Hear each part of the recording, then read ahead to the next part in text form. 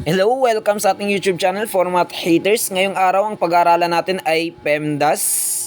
Etong PEMDAS na ito ay marami pa rin mga estudyante na nalilito sa rules na ito.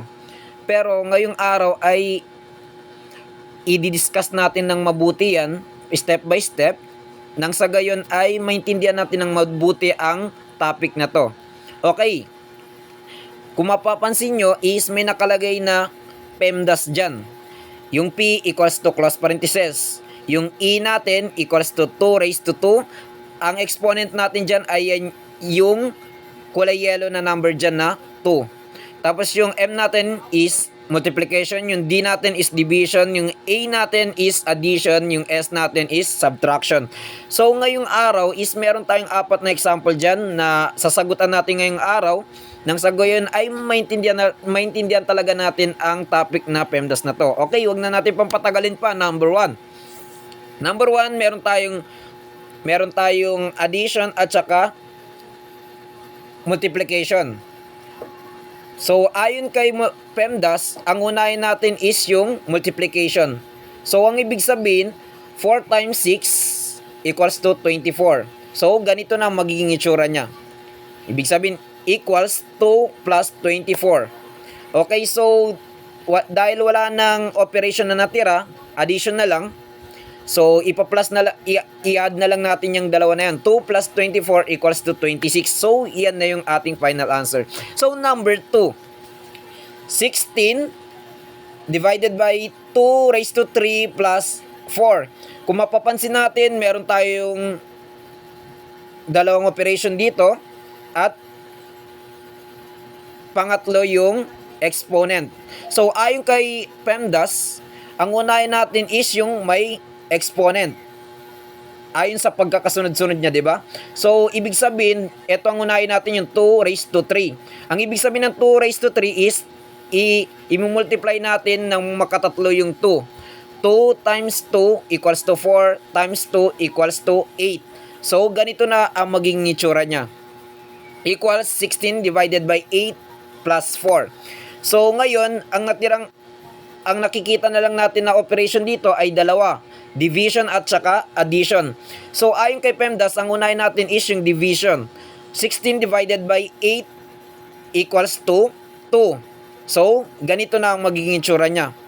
2 plus 4. So ang natirang operation na lang ay addition. So, ang gagawin natin ay i-add na lang natin. 2 plus 4 equals to 6. So, yan na yung ating final answer. So, number 3. Kung mapapansin nyo sa number 3 natin, meron tayong apat na operation dyan. Meron tayong division, multiplication, parenthesis, at saka addition. Ayon kay PEMDAS, ang unahin natin yung may close parenthesis. So, 12 divided by 6 equals to 2. So, ganito ang magiging itsura niya.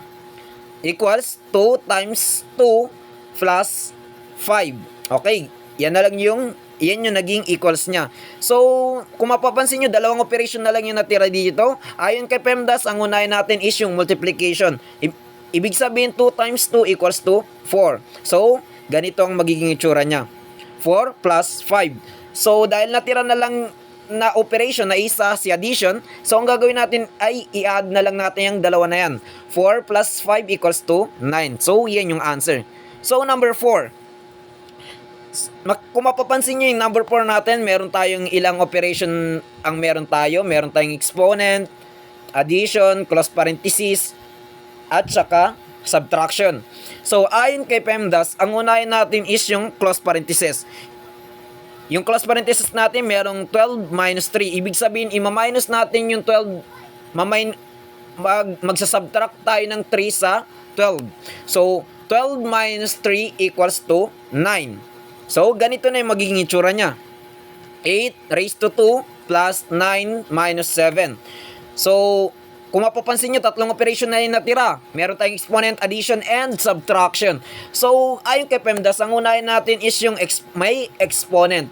So, ang may exponent natin dyan ay yung 8. Ibig sabihin, 8 times 8 equals to 64. So, ganito ang magiging itsura niya. 64 plus 9 minus 7. So, ayon naman kay PEMDAS, dahil nakikita naman natin is dalawang operation na lang yung natira dyan, addition at saka subtraction. Ayon naman kay PEMDAS, ang unahin nating operation ay si subtraction kaysa kay ang unahin natin is addition kaysa kay subtraction. So, 64 plus 9 equals to, ganito naman ang kanya magiging itsura. 73 minus 7. So, dahil isang operation na lang ang natira, ay gagamitin na natin siya. Siya ng pinakalas para makuha na natin yung pinaka-final answer natin. So, 73 minus 7 equals to 66. Yan na ay yung final answer natin. So, etong topic na ito ay magkakaroon ng easy, medium, moderate, and hard. So, sa next part ng PEMDAS natin ay moderate. Kumbaga, magkaka-level naman yung hirap ng PEMDAS natin. So abangan nyo yun. So, that's it.